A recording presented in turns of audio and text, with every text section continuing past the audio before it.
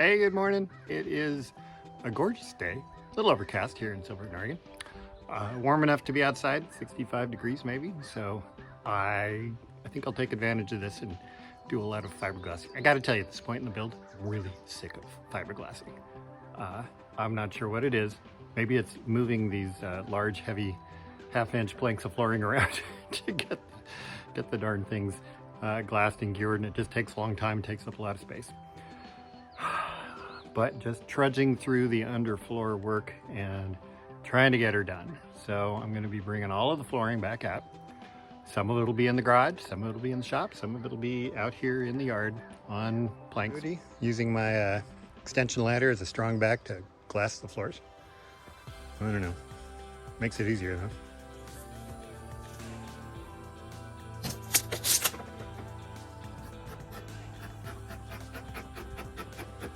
You know, there's actually something pretty enjoyable working on the underfloor structure of your boat, because it's where you finally get to make some real tangible decisions about how things are going to function, I guess. So as I've gotten my basic structure all laid out here, it's forced me to think about like where do I want some of the hatches to go, where do I want storage spaces.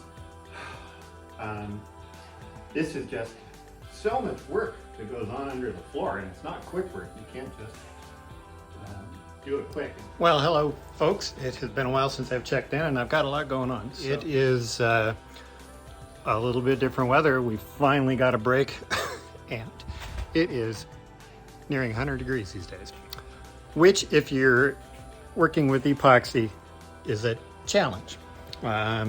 It cooks off in a big hurry stuff. And I literally lost about half a batch last night because it just smoked. It got so hot I couldn't even touch the container it was in. I had to take it outside and drop it in the driveway. It's great because it cures so quickly, but I'm doing small batches as I do these panels, and I'm setting the, I'm mixing up about, what is it, 8 and 4, 12, I'm only doing 12-ounce batches, and that lets me get a third of this panel done at a time.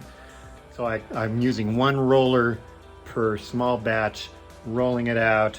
Once it's on the wood, it's fine. It takes an hour or two to cure. But in the pot, it's 10-15 minutes max.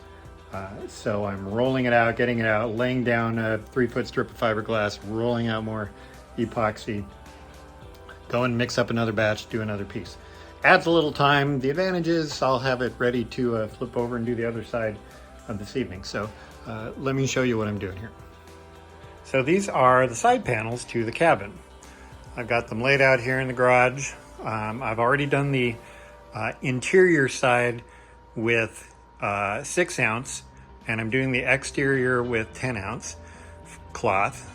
But these panels have been fit to measure. They go in the boat. I'll do additional trimming when I get them in there. I'm going to put them on to make sure they fit externally, or to make sure that they fit overall. Then I'll bring them back in here and I'll trim for the windows. So it's a little messy out here in the shop, but I have gotten all of the components done for my transom stern area. I've got access hatches, which are really tight fitting. I will silicone those in. I've got them all along here. I got access hatches on the side so I can get to the cleats as we go. This side is where the bilge pump is coming up out of. This is going to be an awesome bilge pump. It's 4,000 cubic feet per hour, whatever the measurement is. Going to pump a lot of water. It takes a 2-inch exhaust hose, which is trying to like bend rebar to get it to fit in your boat. That's been a challenge, but I'm getting there. And then on the inside, I put the flooring. The flooring is all glassed and it's all marked up. A little hard to see, but I have marked it with kind of the schematics of where I want everything to go. I've got storage up there. I've got a water tank here, the water pump will go on that side. I'll have a little bit of storage on this side. This is between the main stringers. I've got my fuel marked. I've got my marine heads situated. I spent a lot of time just moving it around, sitting on it, trying to figure out best location, and I've decided to go that way for various reasons. The fuel tanks, front fuel tank exits up the side there and comes out, you can see on the shear shelf there comes out there, and the back fuel tank, the 90-gallon, comes up this side.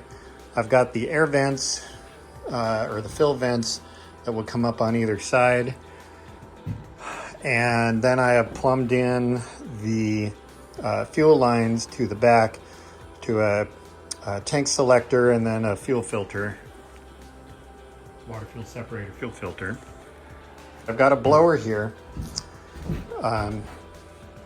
that will mount down in this pocket, and it'll take vent from up here on the side and blow it into the fuel coffin and out the back. So that'll take care, that'll help keep that area dry, free of moisture, and vent any fumes that occur.